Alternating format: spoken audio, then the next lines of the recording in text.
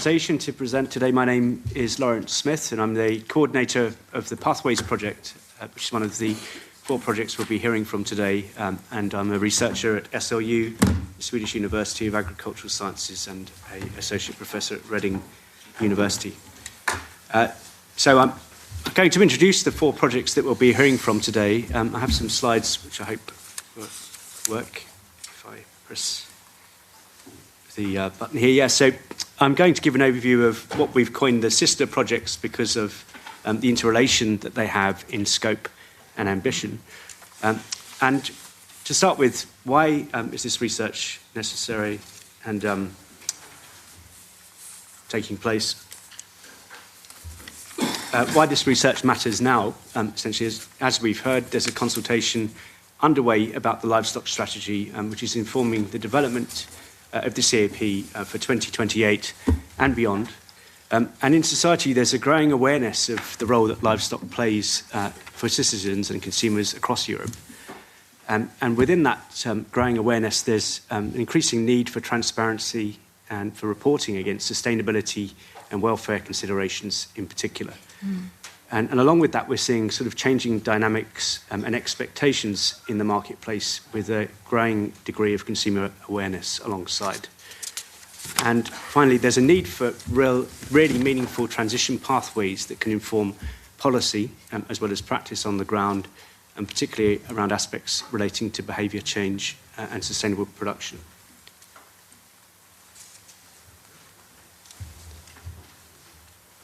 So the 4 sister projects we're hearing from today include Meat Quality, which has been looking at the links in particular between practices, quality of the product and consumer trust. The Pathways project, where we've been focusing very much on system-level transitions and scenarios for the future of livestock in the EU.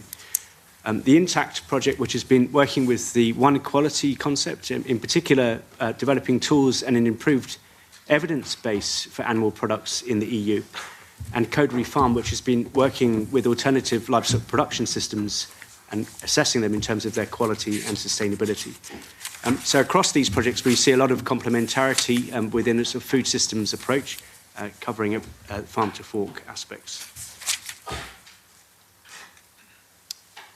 So the core common themes that we see across the projects include quality and authenticity aspects. So there's been considerable work on development of tools and apps for consumers to make informed decisions, for example, around the impacts of their product choice on carbon footprint and nutrition. Across the projects as well, we've seen a strong focus on understanding innovation through sustainable livestock systems, and in particular through case study-based research. So we've been learning from these case studies, which often include sort of early adopters of innovation, and seeing if we can learn from these operators within particular niches in terms of what works for scaling out. In the third area, we've been working on consumer trust and societal expectations around livestock products, in particular looking at aspects around willingness to pay and responsibility. And lastly, we've been providing evidence and tools to support policymakers, both through accessible toolkits and through transition pathways and frameworks to help inform policy design. I wanted to highlight some key messages across the 4 projects, which I've highlighted here.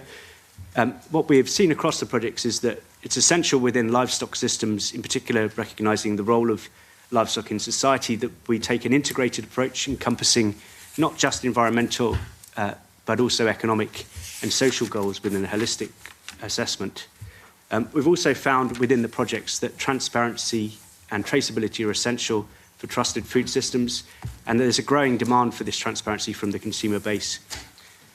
We've also found that innovations and practices within these case studies that we've been investigating can help to sort of drive a broader transition within the sector. And as I mentioned, the consumers are increasingly valuing and becoming aware of the quality aspects of these systems, also in terms of welfare and sustainability. Across the projects as well, there's a strong level of engagement with industry and with policymakers across Europe. And this has been an extremely valuable part of each of the projects through the multi-actor research process, which we feel is critical for change. And so today's perspectives then across the projects will bring together 3 themes around authenticity, of animal source foods in the EU, consumer perspectives on meat quality and economic sustainability of livestock production.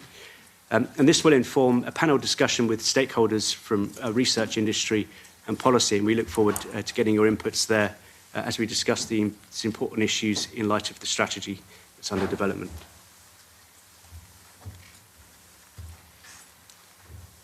On to the next slide. So,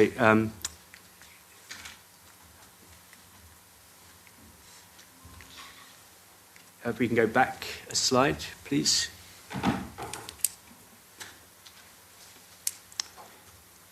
Yeah, so in